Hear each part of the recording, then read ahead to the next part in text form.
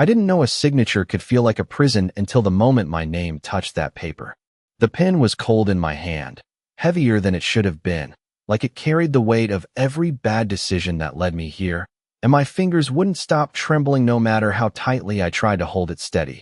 The cheap ink smudging slightly as I hovered over the line where they wanted my name, where they needed my surrender, and all I could hear was the soft mechanical beep of a heart monitor echoing in my head, even though I was nowhere near the hospital anymore, because that sound had followed me out of that room and into this one, into this dimly lit office that smelled like leather and expensive cologne, and something colder underneath, something controlled, something dangerous, and across from me he sat, calm, patient, watching me like this was already decided, like I was already his fingers tapping once against the table as he slid the photograph closer, just a few inches, but enough to steal the air from my lungs, enough to make my chest tighten as I looked down and saw my mother lying in that hospital bed, pale under the fluorescent lights, an oxygen tube resting beneath her nose, her eyes closed in a way that made her look smaller than I remembered, fragile in a way that terrified me, and I swallowed hard, my throat dry, because I knew that photo wasn't just a picture, it was a message, a reminder, a threat wrapped in something that looked almost clinical, almost clean. You don't have time to think, Emily, he said quietly, his voice smooth, almost polite, which somehow made it worse, because there was no anger in it, no urgency, just certainty, and certainty meant he wasn't bluffing, certainty meant he didn't need to raise his voice, sign it. And her treatment continues without interruption. He added, tapping the contract with the tip of his finger, the paper crisp, official, the words blurred together into something I didn't want to fully read, because I already knew what it said, marriage, obligation, ownership dressed up in legal language that tried to make it sound like a choice. But there was no choice here, not really, there never had been, and I felt my heartbeat climb, fast, uneven, like it was trying to escape my chest, my mind racing through every possible way out, every impossible solution, but they all collapsed into the same wall, the same truth. I couldn't pay the debt. I couldn't protect her, not without this, not without giving them exactly what they wanted. And my hand shook harder as I lowered the pen, the tip hovering just above the line, my name waiting for me like it didn't belong to me anymore, like it had already been taken, and I hated that thought, hated how small.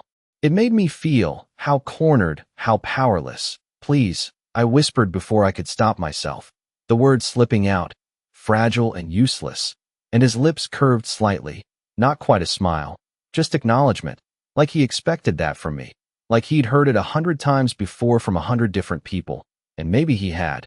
Maybe this was just another transaction to him, another deal closed in a quiet room while the rest of the world kept moving, unaware of what was being traded behind closed doors, and that thought made something twist inside me, something sharp, but it wasn't enough. It wasn't stronger than the image of my mother alone in that hospital bed, and I exhaled slowly, the air leaving my lungs in a shaky breath as the pen finally touched the paper, the ink spreading as I dragged it across, letter by letter, my name forming in a way that felt distant, like I was watching someone else do it, like I had stepped outside of myself just to survive this moment. And when I finished, when the last letter settled into place, there was this strange silence that followed, thick and heavy, like the room itself was holding its breath, and I stared at the contract for a second longer than I should have, my pulse loud in my ears, wondering if I had just made the biggest mistake of my life or the only choice I had left.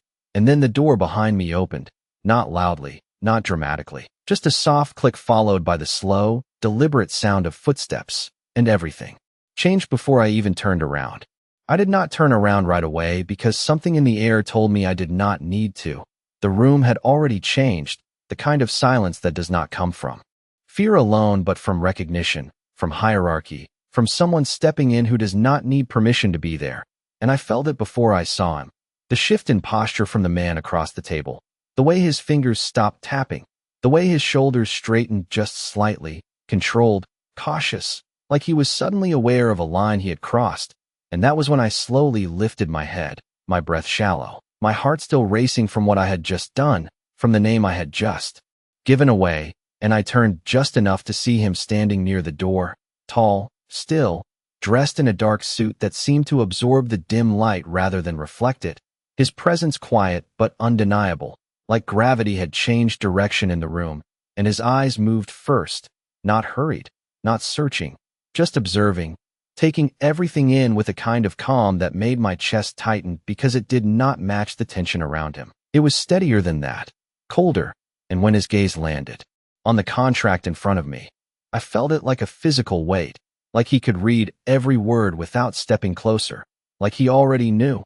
"You finished already," he said, his voice low, even, and it was not a question, not really, more like confirmation, and no one answered him at first, not the man across from me, not me, not anyone, because something about the way he spoke made responses feel unnecessary, like he would get what he needed regardless, and I noticed then how no one else in the room moved, how even the air felt still, like everything was waiting on him.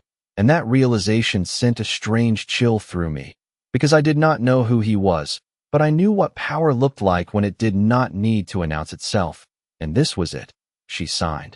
The man across from me finally said, his tone careful now, respectful in a way it had not been before, and I turned back slightly, watching the shift in him. The way his confidence had thinned just enough to notice, and that scared me more than anything else, because if he was afraid, even a little, then the man behind me was something else entirely, something I did not understand yet, and I felt my fingers curl slightly against the edge of the table, grounding myself, trying to hold on to something real, as everything started to tilt in a way I could not control.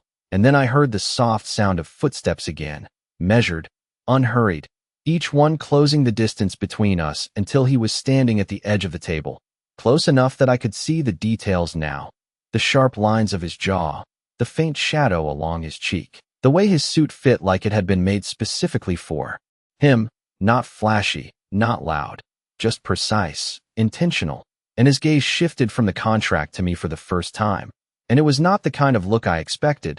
There was no pity there, no softness, but there was something else, something assessing, something that made me feel seen in a way that was almost uncomfortable, like he was measuring something I had not realized I was showing, and I swallowed, my throat tight, unsure whether to look away or hold his gaze, because something in me understood that looking away might mean something, might give something up, and I had already given too much. "Stand up," he said quietly, and I blinked, the words catching me off guard, because they were not directed at me, and I realized a second later he was speaking to the man across from me, who immediately pushed his chair back and stood, faster than I had ever seen him move, and that confirmed it. Confirmed everything I was starting to understand, and my pulse picked up again, not from fear this time, but from something sharper, something closer to anticipation, because I could feel the shift coming, the moment where everything that had just happened would be questioned, rewritten, undone, or made worse,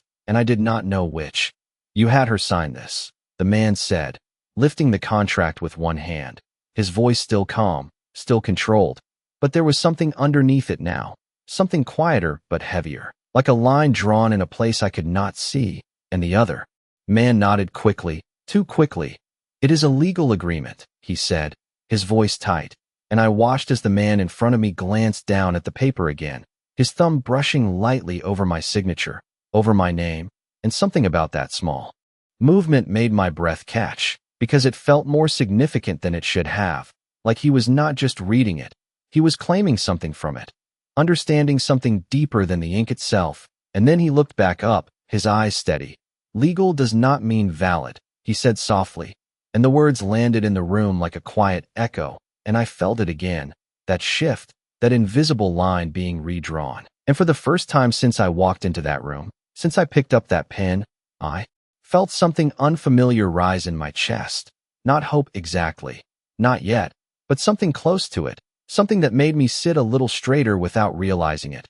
Something that made me wonder if what I had just signed was not the end of my story after all. The room did not move, but everything inside it shifted again the moment he placed the contract back down on the table. Not carefully, not carelessly, just with intention, like even that small action carried weight. And I found myself watching his hand longer than I should have. The way his fingers lingered for half a second over my name before pulling away, as if memorizing it, and that thought sent a quiet, unsettling warmth through my chest that I did not understand, because nothing about this situation should have felt steady, and yet somehow, standing this close to him, the chaos inside my head began to slow, just enough for me to think, just enough for me to notice the way everyone else in the room was waiting, watching him instead of each other. And I realized then that whatever happened next was not going to be decided by the man who had forced that pen into my hand.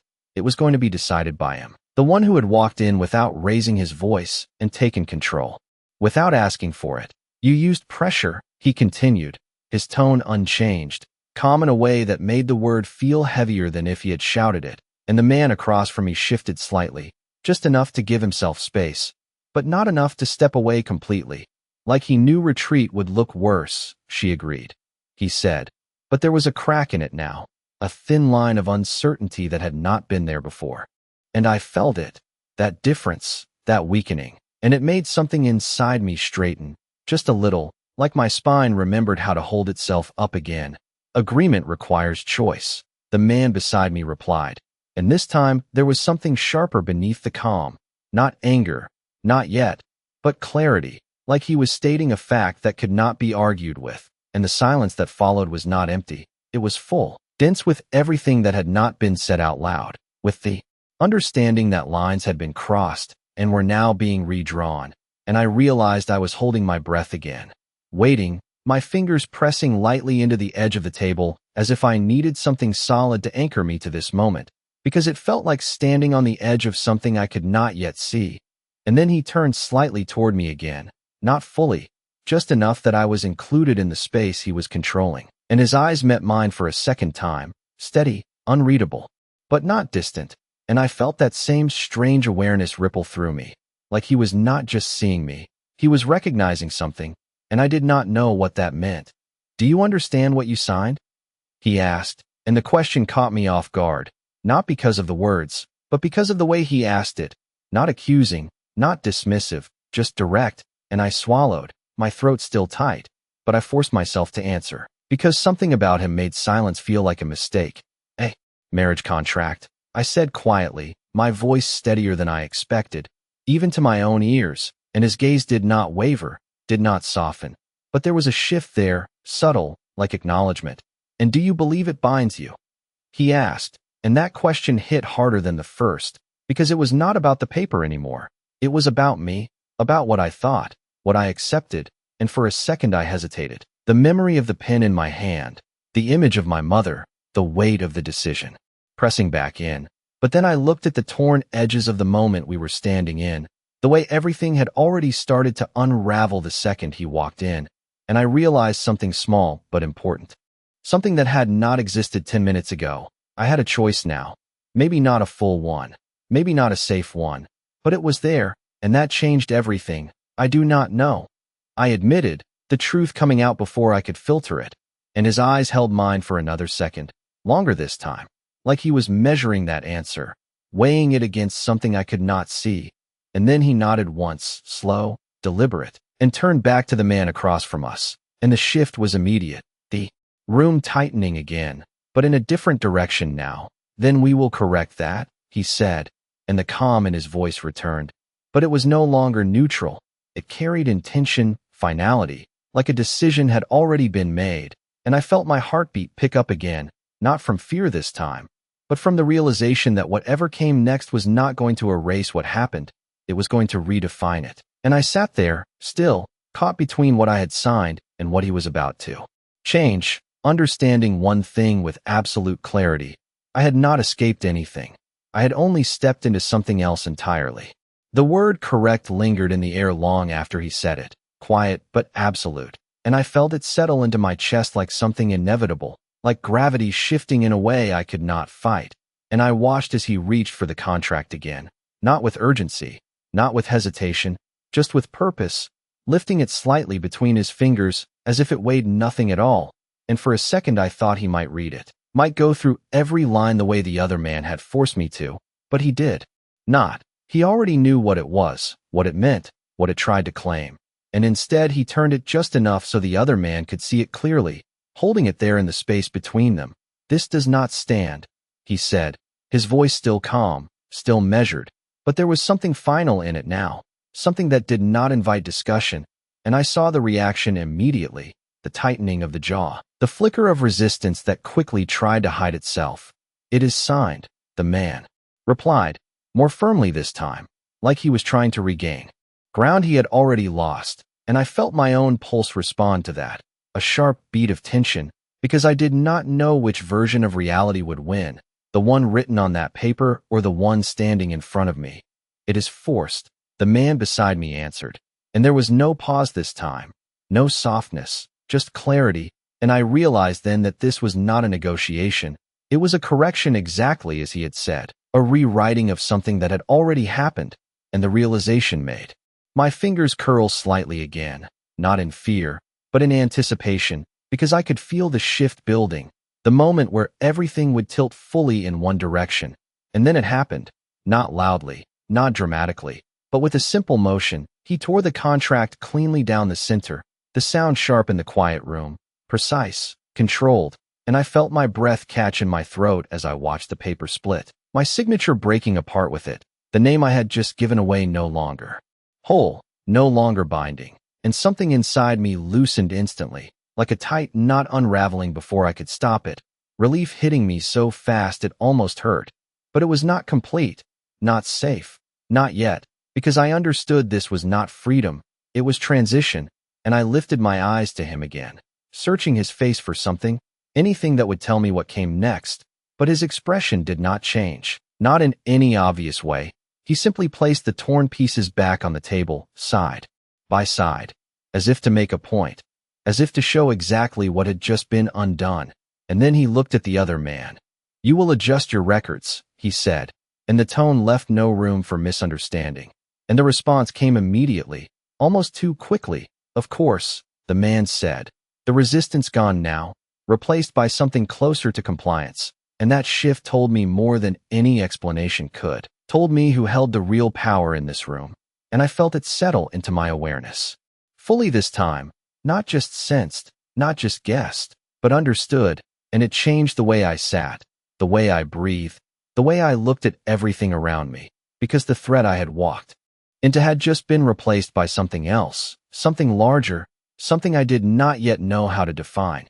And then he turned back to me again, fully this time, his attention no longer divided, no longer shared, and I felt it immediately, the weight of it, the focus, like everything else had faded into the background, and for a second I did not know what to do with that, did not know how to respond to being seen that clearly, that directly, and my heartbeat picked up again, slower this time, but deeper, steadier, like it was trying to match the rhythm he carried with him.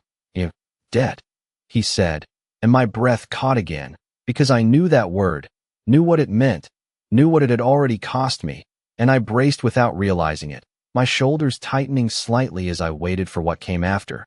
"Is no longer his," he continued, and I felt that shift again, sharp and undeniable, like a line being redrawn under my feet, and I exhaled slowly, the air leaving me in a quiet, controlled breath, because that should have felt like relief. It should have been enough, but it was not complete, not yet, not with the way he was still looking at me, not with the way his words had not finished, and I knew before he even said it, that there was more, that nothing in this room came without a cost, without a transfer, without a decision that would shape everything after it, and I held his gaze this time, did not look away, because something in me understood that whatever came next would define me just as much as the signature I had already given, and his voice softened slightly, not weaker, not gentler, just closer, more personal.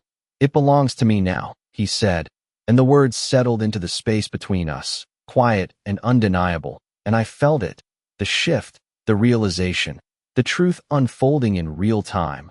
I had not been released, I had been reassigned, and somehow that felt even more dangerous than before. The words did not echo, but they stayed, pressing into my chest with a quiet weight that refused to move, and I felt my breath slow as I tried to understand what he meant, not just the sentence itself, but everything behind it, everything it carried, because debt was not just a number anymore. It was a chain, a decision, a direction my life had already started to follow, and now it had changed hands like it was nothing more than an object, like I was nothing more than a detail attached to it. and I did not know which part unsettled me more, the fact that I had lost control or the fact that I had never truly had it to begin with, and I swallowed, my fingers pressing lightly against the table again as if I needed to remind myself I was still here, still present in this moment that no longer felt like it belonged to me. What does that mean? I asked before I could stop myself, my voice quiet but steady, and the question hung there between us, simple but heavy, because I knew there was no simple answer, not with him, not with the way he carried himself like everything he said had already been decided long before it was spoken, and his gaze did not leave mine when I spoke, did not flicker, did not shift, just held, calm and deliberate, like he was measuring not just my words but the reason behind them. And for a second I wondered if I had said too much, if asking questions here was a mistake. But then he tilted his head slightly, just enough to acknowledge it, and something about that small movement told me he did not mind, not in the way I expected.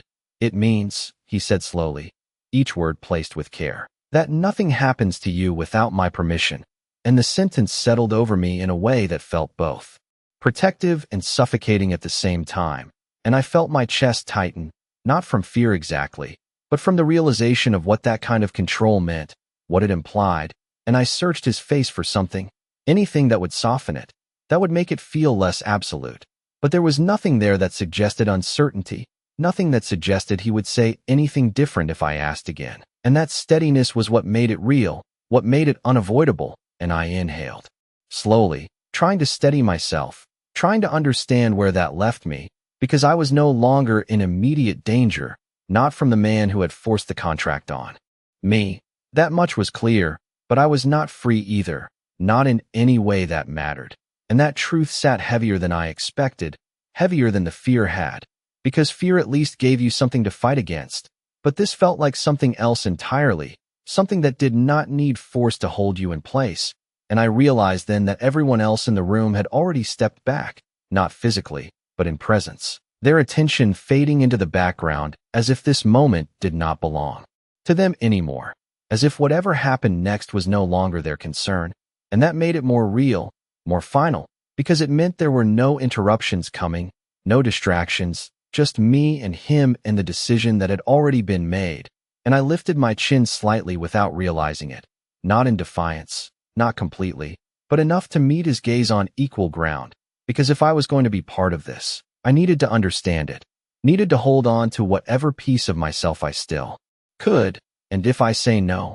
I asked, the words coming out quieter this time, but still clear, still intentional, and I felt the shift again, subtle but immediate, not in the room, but in him, like the question itself mattered, like it was something he had been waiting for. And for the first time since he walked in, there was the smallest pause before he answered, not hesitation, not uncertainty, just consideration, like he was choosing his words carefully for a reason I did not yet understand. And then he spoke, his voice just as calm as before, but lower, closer.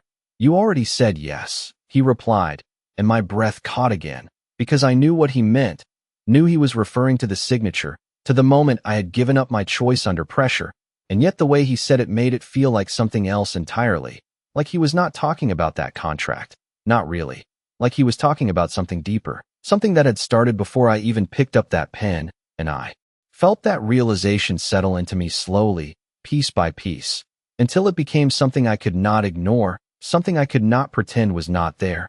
And I looked at him, really looked this time, at the calm certainty in his expression, at the way he stood like he did not need to convince anyone of anything.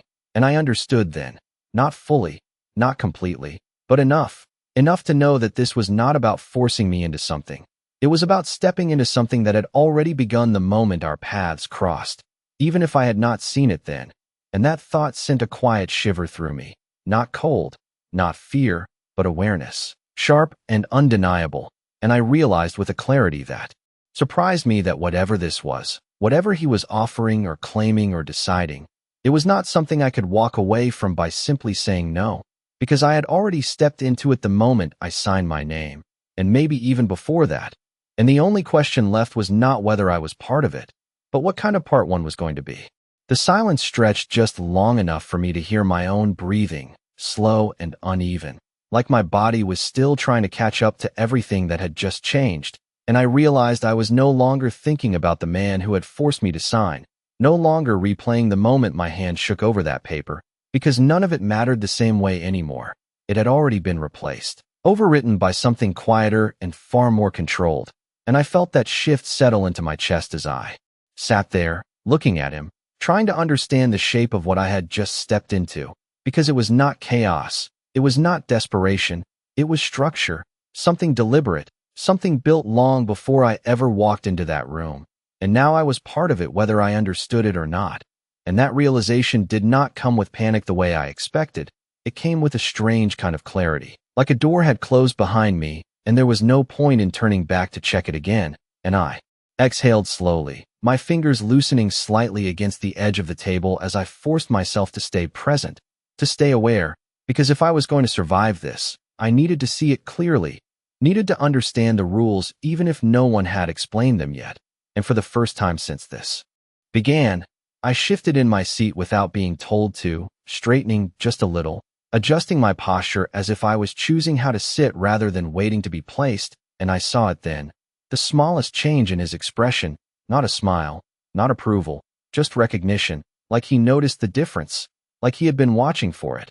And that unsettled me more than anything else, because it meant this was not random. It meant he was paying attention in ways I could not fully predict, and that made every movement, every word feel like it mattered more than it should. "You are thinking," he said, and it was not a question, just an observation, calm and precise, and I hesitated for half a second before answering, because I did not know if honesty was expected or dangerous, but something about the way he spoke made it feel unnecessary to pretend. "I am trying to understand," I said, my voice quieter now but steady, and he nodded once, slow, deliberate, like that was the correct response. Like I had just confirmed something he already knew, and that realization made my chest tighten again, because I did not like the idea of being predictable, not here, not with him.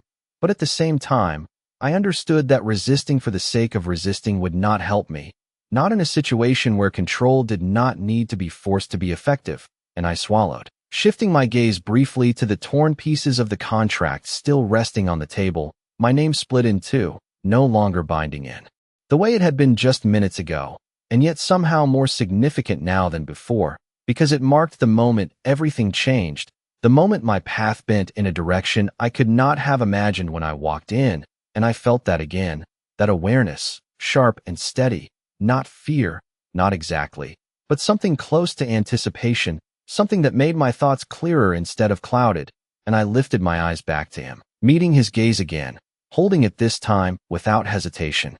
Because I understood now that looking away would not protect me, it would only make me smaller, and I was done feeling small, at least in this moment, at least in this room. "What happens now?" I asked, and the question came out more direct than before, less uncertain, and I saw it again. That subtle shift, that acknowledgement that I was no longer reacting, I was engaging, and for a second there was silence, not empty, but measured, like he was deciding how much to say, how much I needed to know, and then he stepped slightly to the side, not away from me, just enough to change the angle of the space between us. And I noticed how the others in the room immediately adjusted without being told, giving him more room, more distance, like his movement alone dictated theirs. And that detail stayed with me, because it told me something important, something I could not ignore. His control did not come from force, it came from expectation, from a system that responded to him without question, and that made everything more complicated, more real. "Now," he said, his voice lower, steadier, "you leave with me." And the simplicity of the statement caught me off guard, not because of what it meant, but because of how easily he said it, like it was already decided, like it did not require discussion, and I felt my heartbeat shift again, not racing, not panicked, just aware, deeply aware of the weight behind those words, and I hesitated for a fraction of a second, not enough to be defiance, but enough to feel like a choice, and then I pushed my chair back slowly, the soft sound of it against the floor louder than it should have been in the quiet room, and I stood, not because I was told to, not entirely, but because I understood that staying would not change anything, and leaving might. And as I straightened, I realized something that surprised me, something I had not expected to feel. I was not following him because I had no choice. I was following him because I needed to see where this led, and that realization settled into me with a quiet certainty that felt just as dangerous as everything else in that room. The hallway outside felt colder than the room we had just left, or maybe it was just me. The way my skin prickled with awareness as the door closed softly behind us, sealing that moment away like it had already become something distant, something finished, and yet I could still feel it, the weight of it lingering. In my chest, the echo of his voice, the memory of my name torn in half on that table, and I took a step forward before I could second-guess myself, my shoes quiet against the polished floor as I followed him.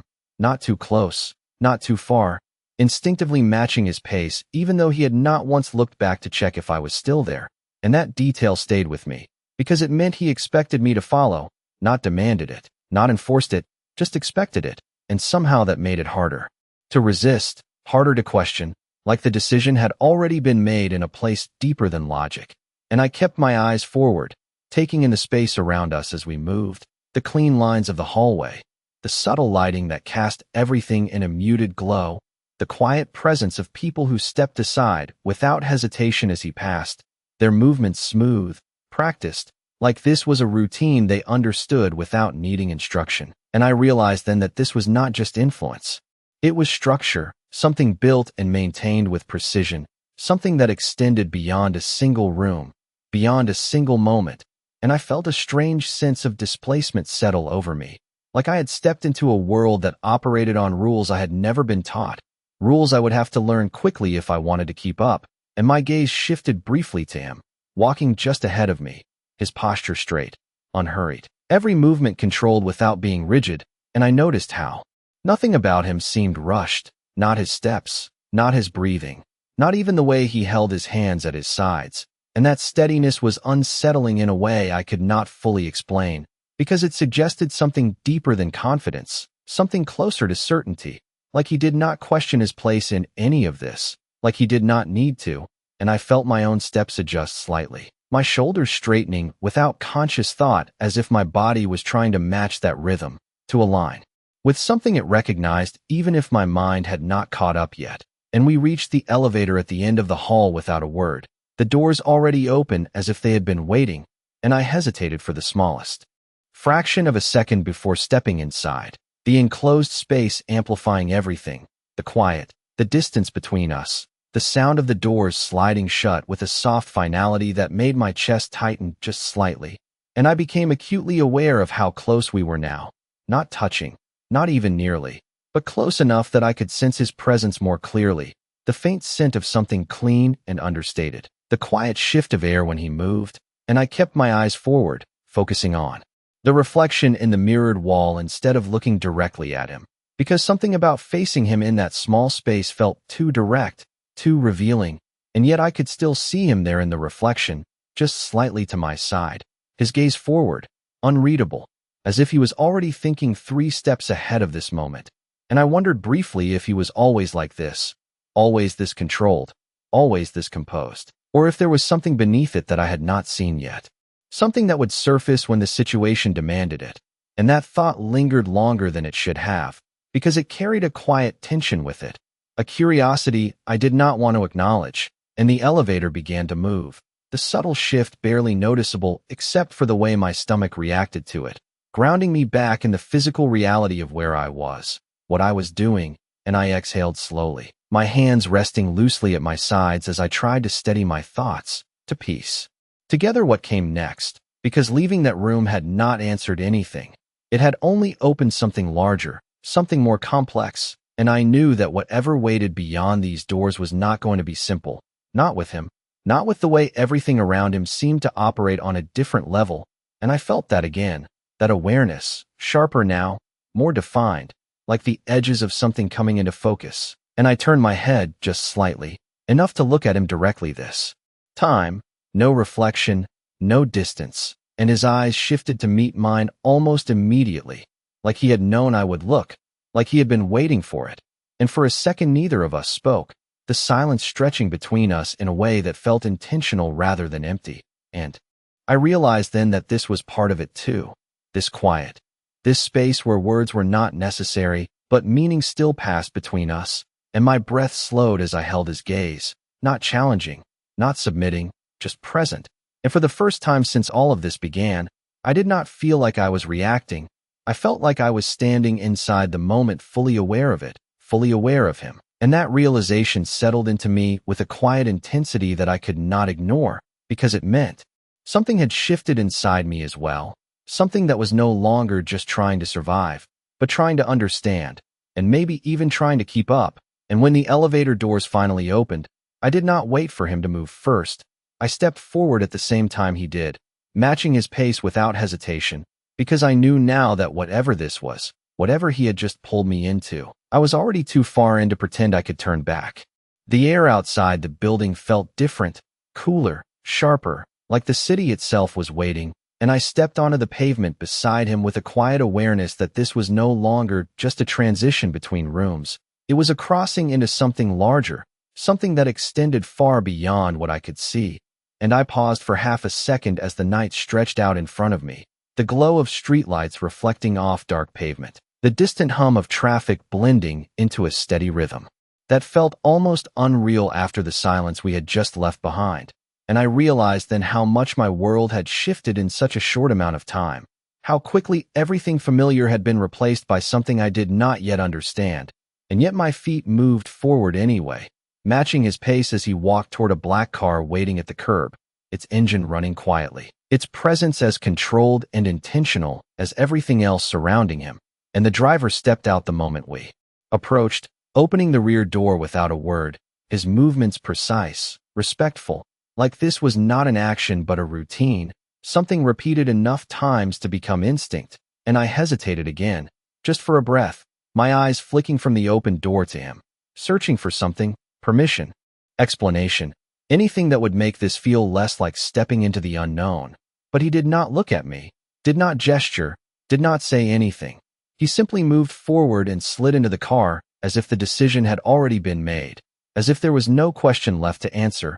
And I felt that same pull again, that quiet expectation that seemed to guide everything around him, and I followed, lowering myself into the seat beside him, the door closing softly behind me with a finality that echoed deeper than the sound itself. And the interior of the car was quiet, insulated from the outside world, the city fading into a distant blur as the vehicle began to move, smooth and steady.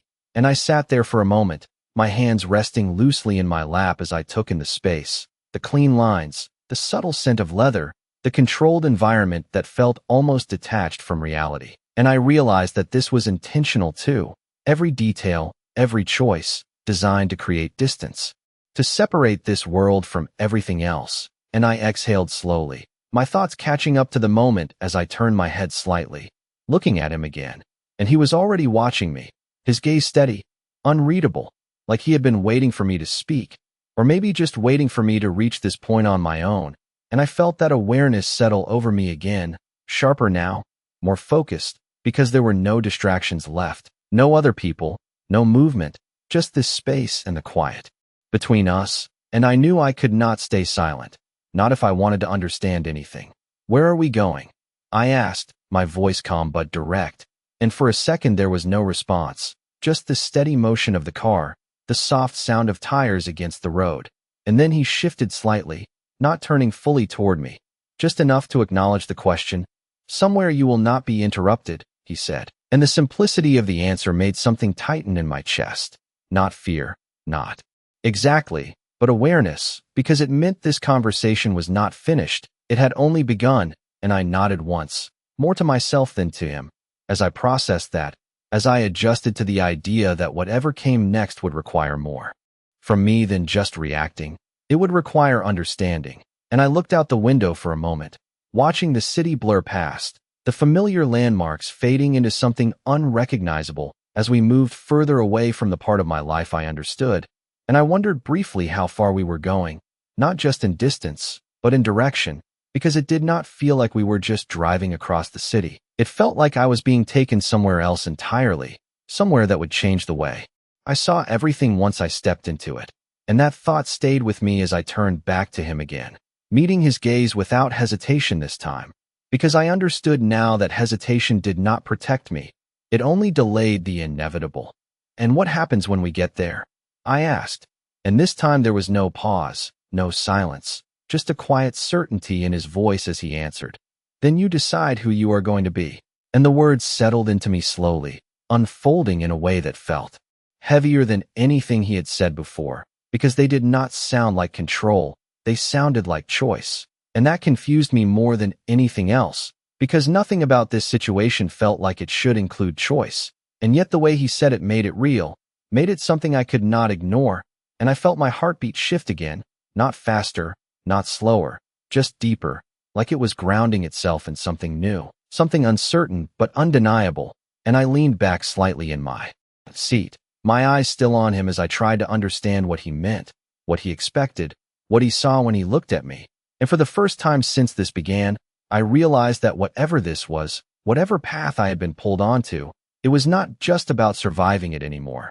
It was about defining it, shaping it, deciding how I was going to exist inside it. And that realization settled into me with a quiet intensity that I could not ignore, because it meant the next step was not his to take.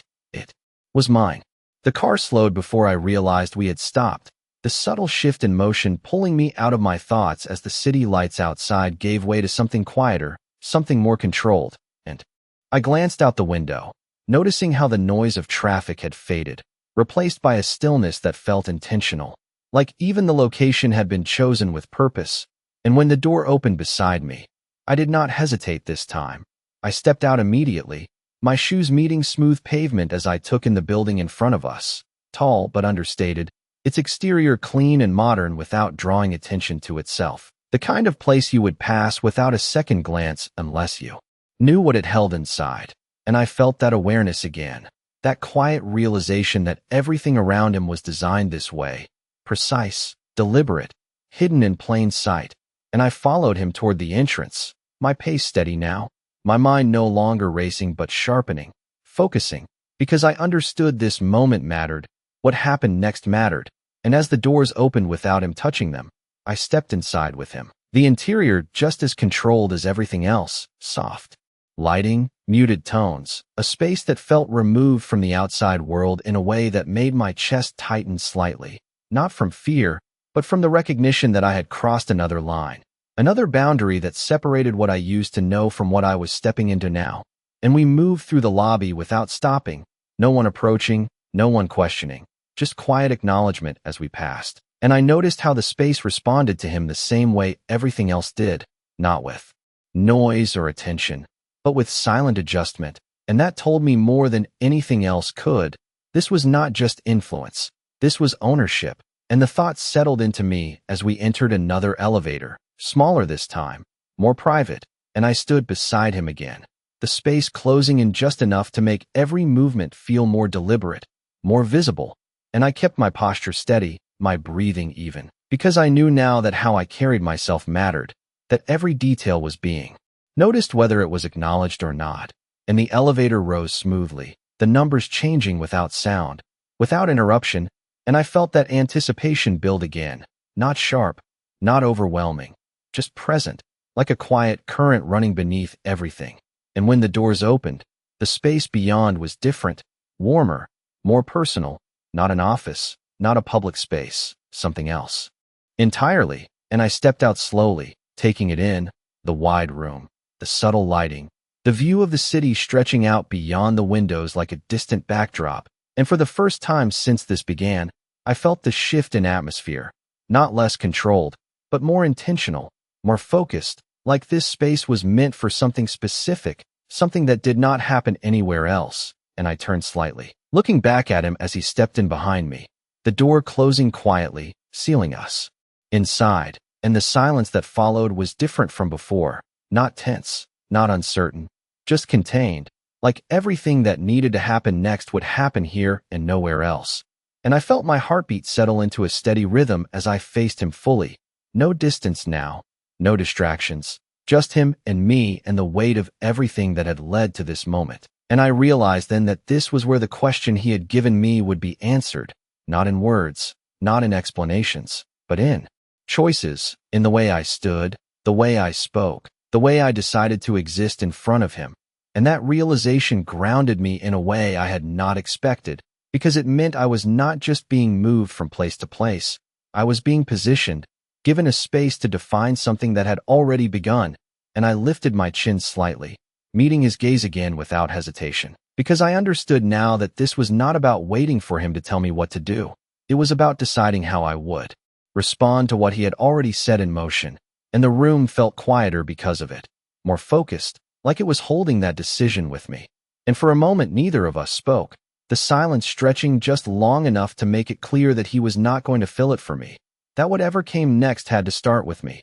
And I felt that awareness settle fully into my chest, steady and undeniable, and I took a small breath, grounding myself in the present, in the reality of where I stood. And then I spoke, not softly, not hesitantly, but with a clarity that surprised even me.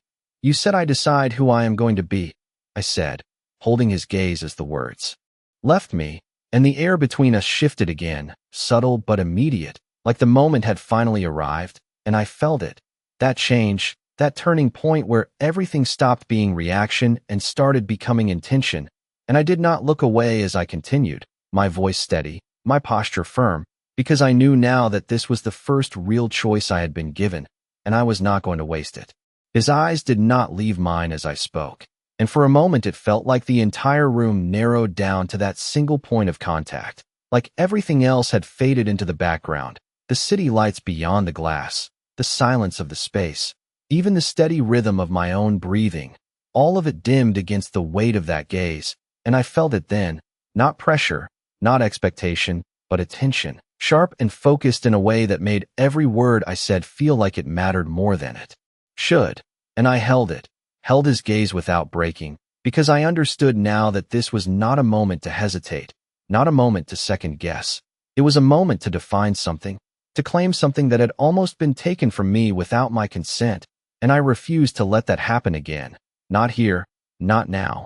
"Then I decide I am not something that can be traded," I said, my voice steady, clearer than I expected, and the words settled between us with a quiet finality, not loud, not dramatic, but firm, and for the first time since I had met him, there was a pause that felt different, not calculated, not measured, but real, like my answer had shifted something, like it had reached a place he had not fully anticipated, and I watched closely, searching for any change in his expression, any sign that I had said too much or not enough. But his face remained composed, controlled, and yet there was something there now, something subtle, something that had not been there before, a trace of interest that felt sharper than before, more defined, and it sent a quiet awareness through me, not fear, not uncertainty, but recognition, like I had just stepped into his world in a way that mattered, in a way that was seen, and that realization steadied me further, grounded me in the choice I had just made, because it meant I was not invisible in this. I was not just a piece being moved. I was part of the equation now, and that mattered more than I had realized before. "No," he said after a moment, his voice low, even, but carrying something new beneath it, something closer to approval than correction. "You are not." And the words landed in a way that surprised me, because they did not feel like a challenge. They felt like an agreement, and I felt my shoulders ease. Just slightly, the tension I had been holding loosening without me realizing it. And yet the moment did not soften, did not lose its edge, because I knew this was not the end of anything.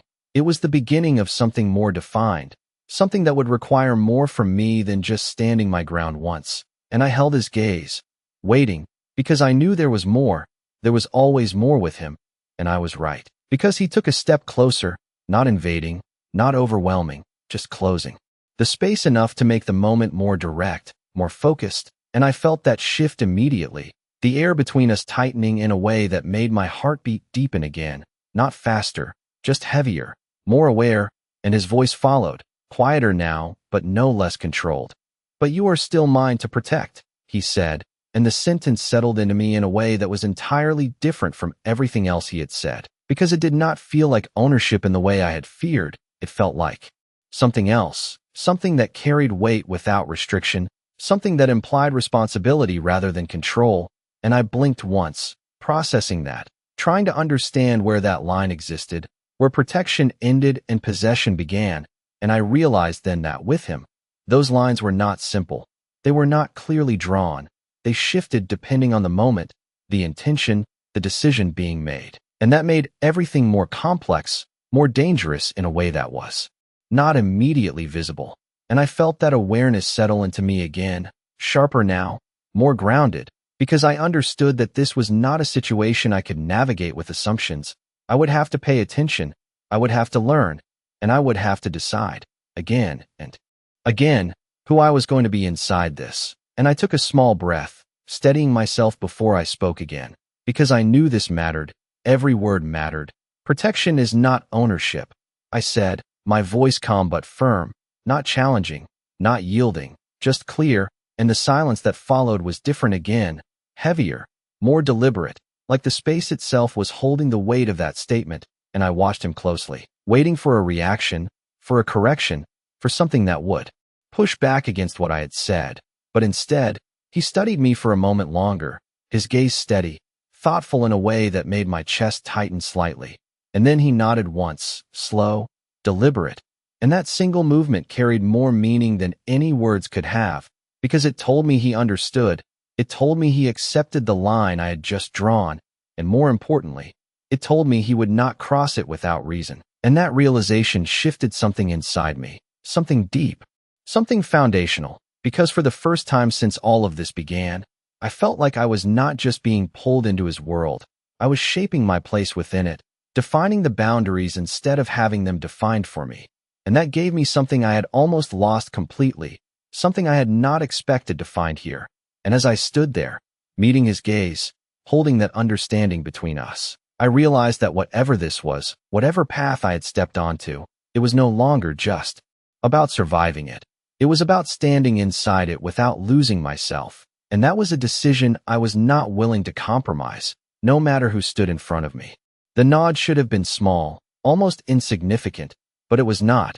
It carried weight, it carried acknowledgement, and I felt it settle into the space between us like something real, something that would not be taken back. And for a moment neither of us moved, the silence stretching in a way that no longer felt uncertain. It felt deliberate, like we were both standing inside the same understanding. And I realized then how different this moment was from everything before, because for the first time since I walked into that room earlier, I was not being cornered, I was not being forced, I was being met, and that distinction mattered more than I had expected, more than I had allowed myself to consider. And I felt my breathing steady as that awareness settled deeper, grounding me in a way that felt unfamiliar but necessary.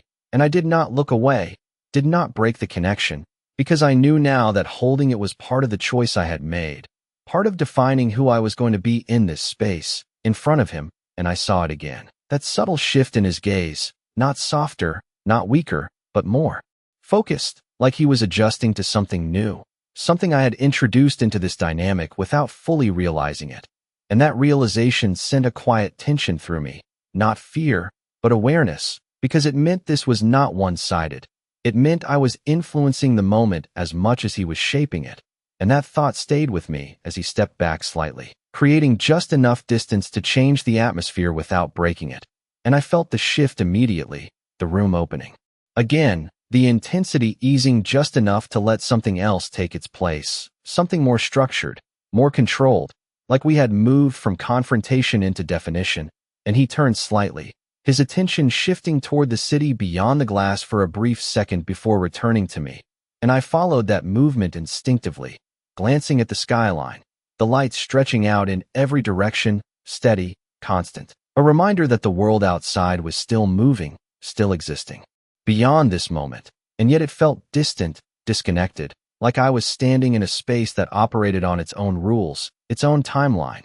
And I realized then that this was what he had meant earlier, about not being interrupted. This was a place where decisions were made without interference, without noise, without anything that could dilute them. And I turned back to him, my focus narrowing again, because I understood now that this was where things would be set, where the lines we had just drawn would be tested, reinforced, or changed. And I felt that awareness sharpen my posture, my stance, the way I held myself in front of him, because I knew that what came next would matter just as much as everything that had already happened. And his voice broke the silence again, low and steady, carrying that same controlled weight that had defined every word he had spoken so far. You understand the position you are in, he said, not as a question, but as a statement, and I held his gaze as I considered it, because it was not simple. It was not something that could be answered with a single word, but I knew what he was asking, not about the details, not about the debt or the contract or the situation I had walked out of, but about the reality I was standing in now, the one I had stepped into by following him here. And I took a slow breath before answering, not rushing, not reacting, just choosing my words with the same care he did. I understand that I am not where I was, I said, my voice calm, measured, and I saw that slight shift again, that acknowledgement, like he recognized the precision in that answer, the way it did not overreach, did not assume more than it knew, and it steadied me further, reinforced the sense that I was navigating this correctly, that I was not losing myself in it.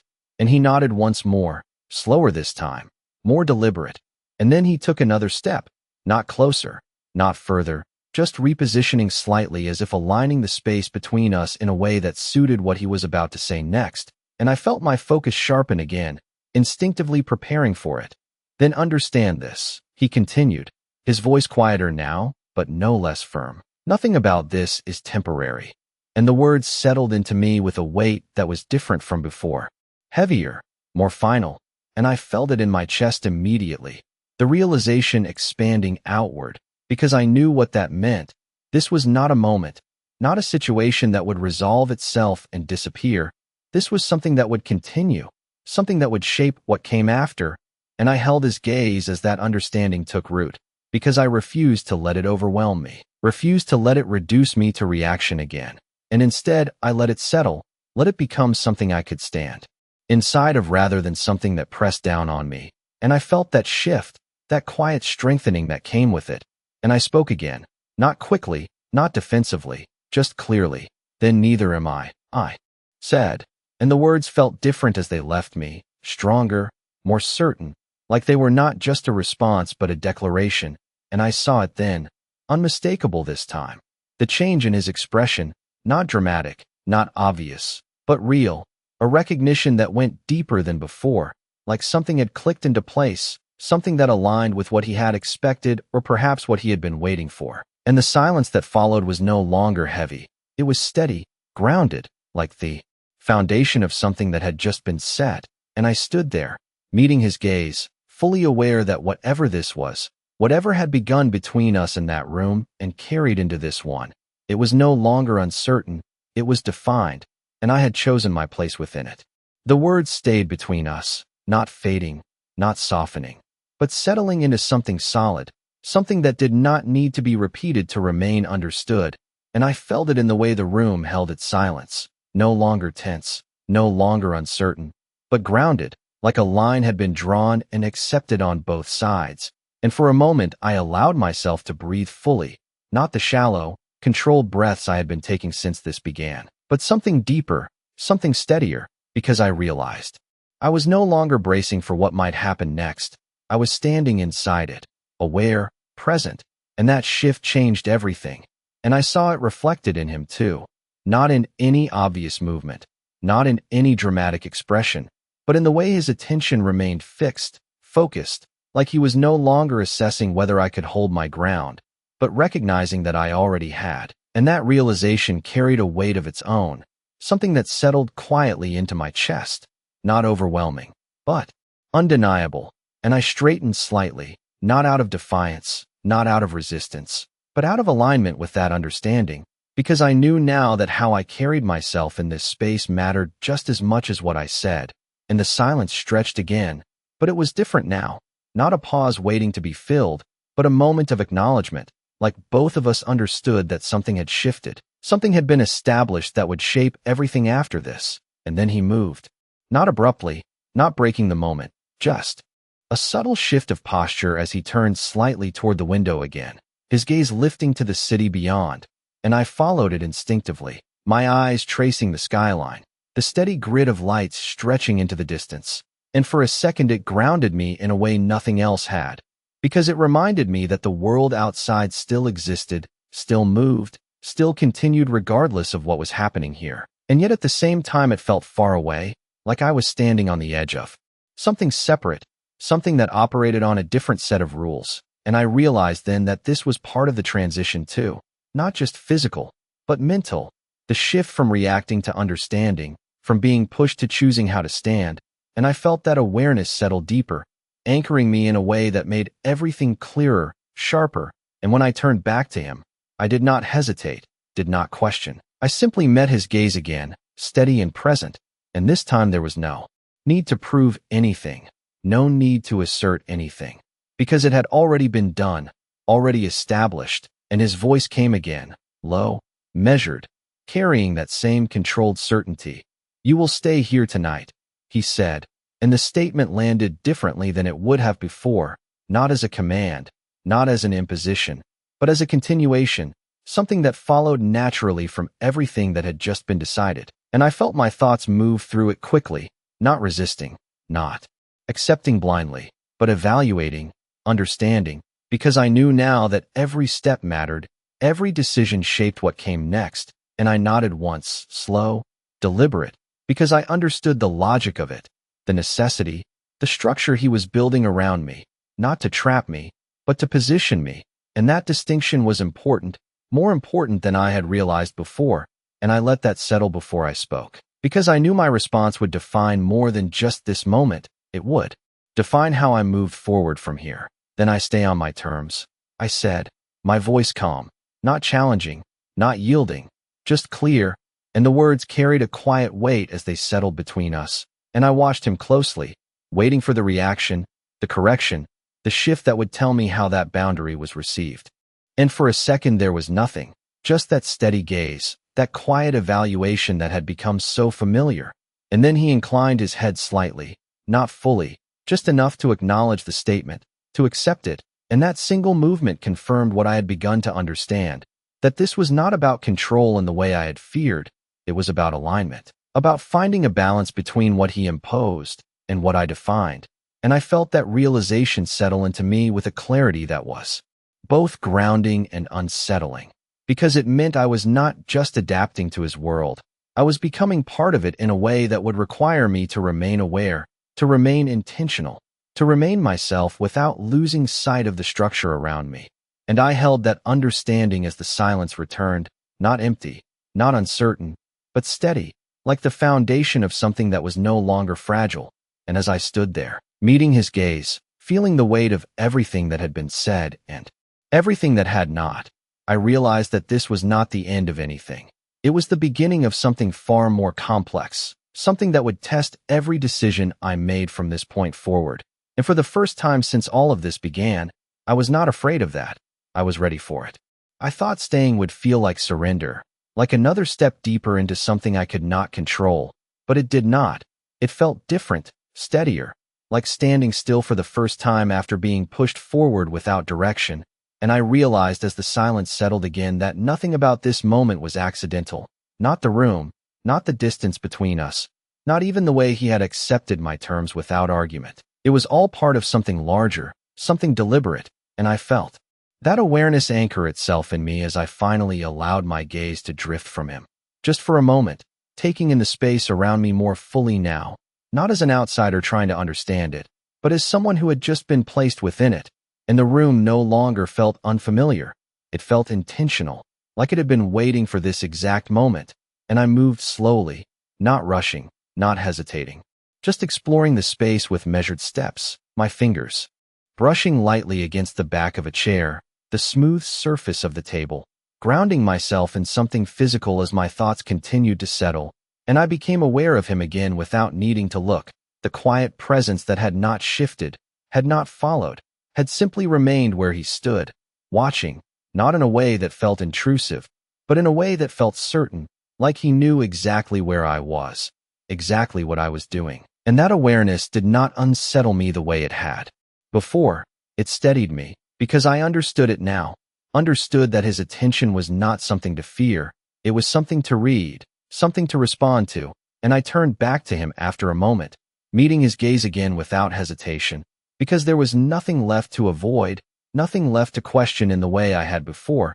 And I felt that quiet certainty settle between us once more, stronger this time, more defined, like everything that had happened up to this point had led directly here, to this balance, This understanding that neither of us had spoken outright, but both of us recognized. And I exhaled slowly, my shoulders easing as I allowed myself to stand fully inside that moment, not resisting it, not surrendering to it, just existing within it on my own terms. And his voice came again, softer now, not weaker, just closer. Like the distance between what he was saying and what I was understanding had narrowed. "This is where it begins," he said, and the words settled into me in a way that felt different from everything else. Not heavy, not overwhelming, but clear, like a line drawn not to confine, but to define. And I felt something shift inside me in response, something that had been building since the moment I picked up that pen, something that had been shaped and reshaped with every step since. And now it felt complete, not finished, but formed, ready to move forward instead of just reacting to what came next. And I held his gaze as that realization settled, because I knew he saw it too, knew he recognized the difference. And I nodded once, not as agreement, not as submission, but as acknowledgement, because I understood what he meant, understood that this was not about the contract anymore, not about the debt or the moment that had brought me here. It was about what came after, what I chose to do with everything that had been placed in front of me. And I felt a quiet resolve settle into my chest, steady and undeniable. As I spoke again, my voice calm, grounded, certain in a way it had not been before. "Then I decide how it continues." And the words carried through the space between us with a clarity that surprised even me, because they were not a reaction, they were a direction, and I saw it then. The unmistakable shift in his expression, not dramatic, not obvious, but real, a recognition that went beyond approval, beyond acknowledgement, something deeper, something that aligned with everything he had been building toward. And the silence that followed was not empty. It was full, steady, like the foundation of something that would not easily break. And I stood there, meeting his gaze, fully aware that whatever this was, whatever had begun between us in that first moment of pressure and had transformed into something entirely different. It was no longer something that could be undone. It was something that would continue, something that would evolve with every choice I made from this point forward. And as I held that understanding, as I allowed it to settle fully into me without resistance, without fear, I realized something that changed everything. I had not just been pulled into his world, I had stepped into it. And for the first time since all of this began, that choice felt like it belonged to me.